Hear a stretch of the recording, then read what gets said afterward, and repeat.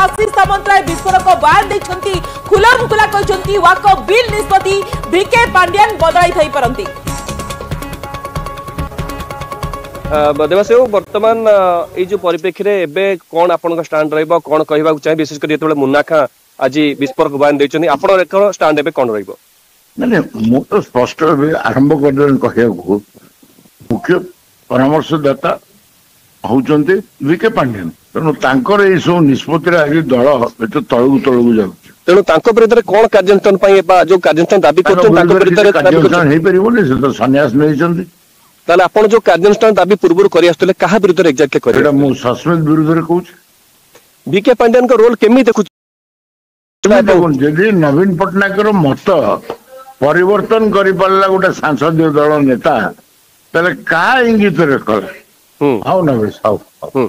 Sir आ गोटे कथा रहुची वर्तमान बीके पांड्यन को जोगु दल ए स्तर को आसीची एवं तांको जोगु ही दल स्थिति रे पहुंची एक कथा आपण कहिया चाहिबे? निश्चित भाव दल पराजय होचे तांका लागि एबे आपण मानक समस्त स्टैंड कोन रहुची बीके पांड्यन को नेकी सेटा नवीन पटनायक निष्पत्ति नै भाबुचंती निष्पत्ति भाबुचंती सर निष्पत्ति नेबार किछि विलंब हेउची बा कोन गोटे घटना जहा कि विलंब करूचे एवं विलंब किछि समस्या होय तो दल रे सृष्टि करि पारे समय दल को समीक्षा करिया को हम नेता को समीक्षा करिया को हमको सुजग देवा पड़ियो केते दिन समीक्षा तो बहुत विलंबित होची हमें तो पर्याय हेची हमर अनेक समस्या अछि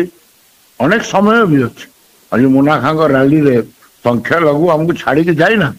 मुन्ना खां जो कथा कहछन जो मानकर असंतोष रहिछि बीजेपी को जॉइन कर दियंतु आपण भी ताको कथा रे सहमत अछंती पर आप पूरा पूरी 100% कोन एक्जेक्टली आपनकर ओपिनियन रहउची ए प्रसंग रे ए बिल को जे सपोर्ट करछन से जन मु तो मो दल विरुद्ध रे जाई कि वोट दे आ स्पष्ट बाहर कहली मु दल विरुद्ध रे गली या पचर सर वीके पांड्यन कर कोन रणनीति थाई पारे कोन अभिमुख थाई पारे काहे कि से बिलुटे वीके पांड्यन को निर्देश रे हेई थबो भाबुची कहीं नवीन पटनायक केबे भी निर्देश देई नथबे काहे कि तांकर सेक्युलर इमेज से जानि चंती से अवगत बारंबार से कहचंती मोर प्रत्येकटी हाड़ सेक्युलर तेणु निष्पत्ति पछरे तमान सर नवीन पटनायक को पछरे रखी कि वीके पांड्या निष्पत्ति नहीं गेली कि बा अंधार रखी नहीं कहले